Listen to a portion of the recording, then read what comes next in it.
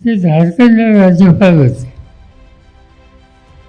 झारखंडला राज्यपाल असताना झारखंड हे राज्य आदिवासींचं राज्य आहे.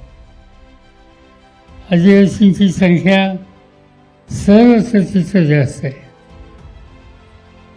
तिथं मुख्यमंत्री हेमंत सोरेन हे काही वर्ष आहेत. त्यांच्या एक केस झाली. त्या केसच्या संबंधी किंवा अन्य कामासाठी सोरेन मुख्यमंत्री हे राजभवनमध्ये राज्यपालांना भेटायला गेले. आणि तिथे ते भेटायला गेल्याच्या नंतर ह्या ज्या एजन्सी असतात CBI, ED, त्यांना त्या ठिकाणी पाचारण केलं. कुणी केलं माहिती नाही, पण ते सगळे आले आणि राजभवनला राज्यपालांच्या समोर मुख्यमंत्र्यांना अटक केली. असं ऐतिहासिक उदाहरण कधी यापूर्वी घडलं.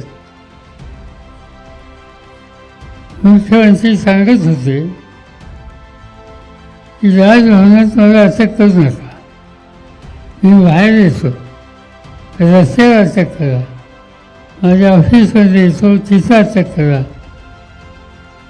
माझ्या घरी येतो तिथं अटक करा, पण राजभवनात करू नका. पण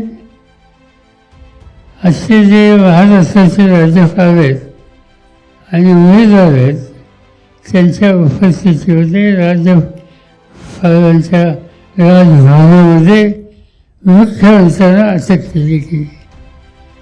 याचा अर्थ सत्तेचा वापर कसा केला जातो याचं हे धडधडीत उदाहरण आहे. आणि म्हणजे अशांच्यासाठी मताची अपेक्षा करणं आम्हाला योग्य वाटत नाही. आम्हाला माहिती आहे, मतांची संख्या माहिती आहे. मतं एकंदर जी आहेत राज्यसभा आणि लोकसभेची ती आमची कमी आहेत. त्यामुळे त्याच्या निर्णयाची चिंता आम्हाला नाही. पण तत्व म्हणून सुद्धा उद्धव साहेबांनी राज्याच्या मुख्यमंत्र्यांची जी विनंती होती ती स्वीकारणं शक्य नाही.